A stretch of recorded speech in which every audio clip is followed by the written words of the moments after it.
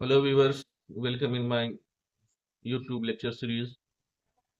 Today I am going to discuss the syllabus of semester 3 English major. एक छोटा सा video semester 3 English major वालों के लिए जिसमें सेमेस्टर 3 की सिलेबस को डिस्कस किया जा रहा है। सेमेस्टर 3 में इंग्लिश मेजर वाले को दो मेजर पेपर पढ़ना है, एक MJC 3 और एक MJC 4। MJC 3 जो है वो है Indian writing in English. Indian writing in English that means the persons, the poet, poetess, author, authoress, novelist, and any other creativity which has been done in English language by Indian person. The people who born in India and wrote in English, that is called Indian Anglo-English. तो भारत में जन्म लिए व्यक्ति या भारत की व्यक्ति अगर वो अंग्रेजी भाषा में लिखते हैं, अंग्रेजी साहित्य में लिखते हैं, तो वो इंडियन राइटिंग इंग्लिश कहलाता है। इसकी अपनी एक अलग इतिहास है कि भारत में अंग्रेजी में लिखना कब से प्रारंभ हुआ और कौन लोग इसके अग्रश्रेणी थे, who were the founder to write in English in India. ये सब क्लास में डिस्कस होगा। अभी मैं सिलेबस डिस्कस कर दे रहा हूँ। तो एमजेसी 3 में टोटली हम इंडियन राइटिंग इन इंग्लिश पढ़ेंगे, जिसमें ये प्योर इंडियन चैप्टर होगा, जिसमें इंडियन पोइटिस,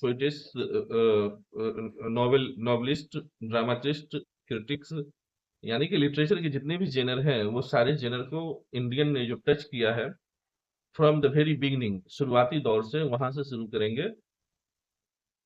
और सिलेबस इस तरह से है। सिलेबस को 4 हिस्से में बांटा गया है। MJC 3 के इंडियन राइटिंग इन इंग्लिश को 4 हिस्से में बांटा गया है। पहला है पोइट्री, जिसमें हम 8-9 पोइटिस या पोइट को पढ़ेंगे। पोइट्री में पहला पोइट है तोरू दत्त का। तोरू दत्त जो है उसकी एक कविता है लोटस, उसको पढ़ेंगे।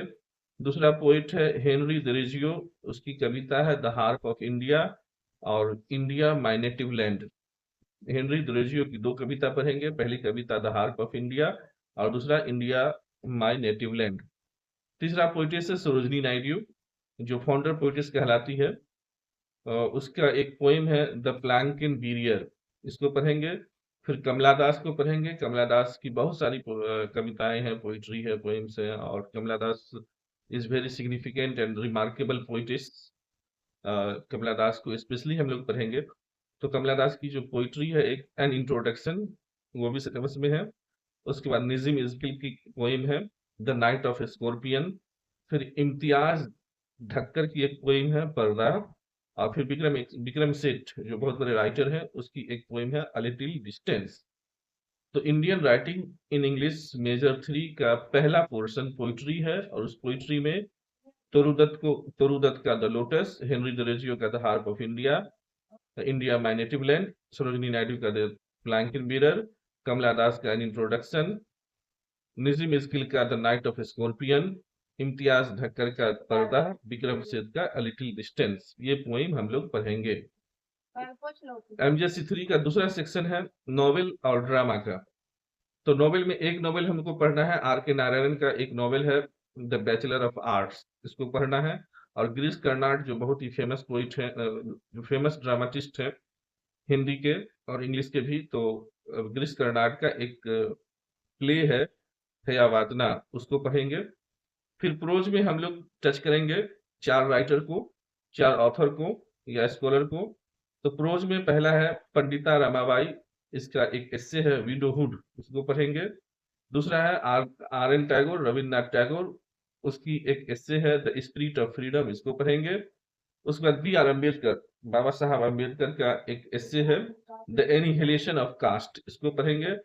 फिर उसके बाद एपीजे अब्दुल कलाम, कलाम साहब का एक एस्से है वर्क बिगिन सोलैस, इसको पढ़ेंगे। और फिर जो इसका अंतिम सेक्शन है स्टोरीज है, उसमें एक ही स्टोरी को पढ़ना है। एक स्टोरी नहीं बल्कि ग्रुप ऑफ स्टोरी है, जिसको लिखा है PC राय चौधरी ने, और वो टाइटल है folk tales of Bihar. Bihar के फोक टेल्स, लोक लोक कहानियां जो है उसको पढ़ेंगे। तो ये आपका एमजेसी 3 का सिलेबस था।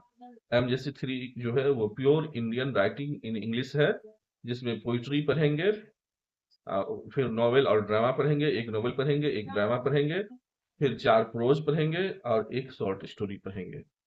That was your MJC 3। MJC 3 के बाद आता है एमजेसी 4। एमजेसी 4 जो है वो ब्रिटिश पोइट्री एंड ड्रामा है, 14th सेंचुरी से 17th सेंचुरी तक। तो एमजेसी 4 में हमको ज्यादा सिलेबस नहीं है, फिर भी जो है उसको पढ़ना है।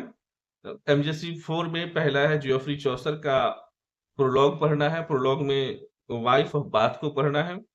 दूसरा है एडमंड स्पेंसर। एडमंड स्पेंसर अपने जमाने के बहुत बड़े पोइट थे, खास करके इसने जो फेरी क्यून लिखा है, एक कलेक्शन ऑफ सोनेट्स, जो अपने आप में बहुत ही महत्वपूर्ण है। तो उसमें से हम लोग जो है 3 या 4 सोनेट को पढ़ेंगे। फिर उसके बाद एंड्रयू मार्वल की 2 पोएम पढ़ेंगे। एंड्रयू मार्वल की पोएम है थॉट्स इन द गार्डन और टू हिज कॉ मिस्ट्रेस, ये 2 पोएम को पढ़ेंगे। फिर उसके बाद तीसरा है क्रिस्टोफर मार्लो का प्ले डॉक्टर फस्टस, एक ड्रामा है जिसका नाम है डॉक्टर फस्टस, इसको पढ़ेंगे, जिसको क्रिस्टोफर मार्लो ने लिखा है। और चौथा विलियम शेक्सपियर का ड्रामा है मैकबेथ। देखा जाए तो ये एमजेसी 3 से कहीं ज्यादा भारी है, कहीं ज्यादा वास्ट है।